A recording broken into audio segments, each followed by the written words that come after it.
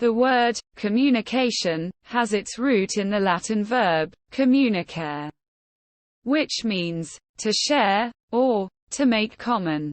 Communication is usually understood as the transmission of information. In this regard, a message is conveyed from a sender to a receiver using some form of medium, such as sound, paper, bodily movements, or electricity. In a different sense, the term communication can also refer just to the message that is being communicated or to the field of inquiry studying such transmissions. The precise characterization of communication is disputed. Many scholars have raised doubts that any single definition can capture the term accurately. These difficulties come from the fact that the term is applied to diverse phenomena in different contexts, often with slightly different meanings. The issue of the right definition affects the research process on many levels.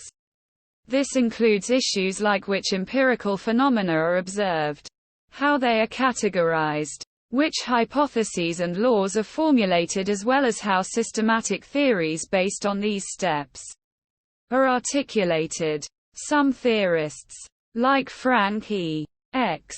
Dance, consider very broad definitions of communication that encompass unconscious and non-human behavior. In this regard, many animals communicate within their own species, and even plants like flowers may be said to communicate by attracting bees.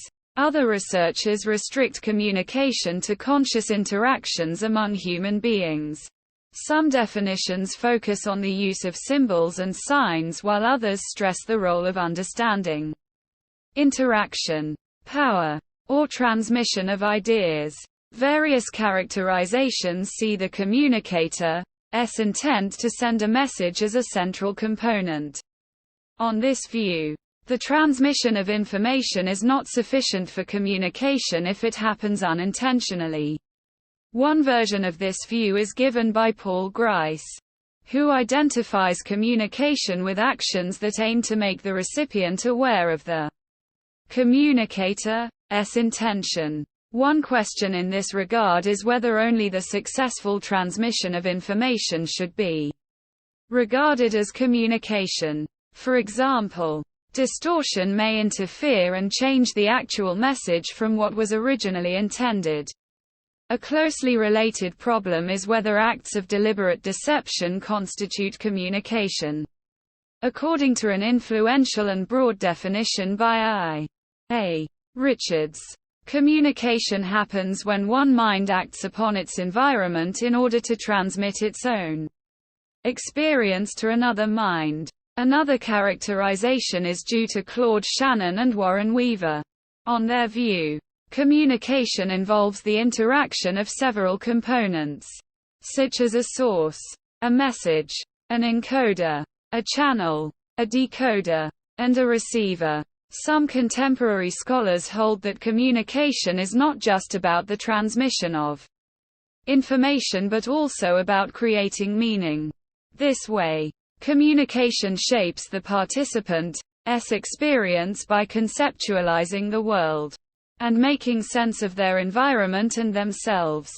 In regard to animal and plant communication, researchers focus less on meaning-making.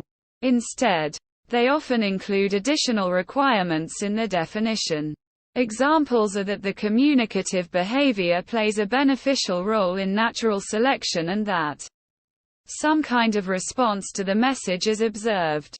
The paradigmatic form of communication happens between two or several individuals. However, it can also take place on a larger level. For example, between organizations, social classes, or nations. Niklas Luhmann rejects the view that communication is, on its most basic level, an interaction between two distinct parties. Instead, he holds that only communication can communicate, and tries to provide a conceptualization in terms of autopoietic systems without any reference to consciousness or life.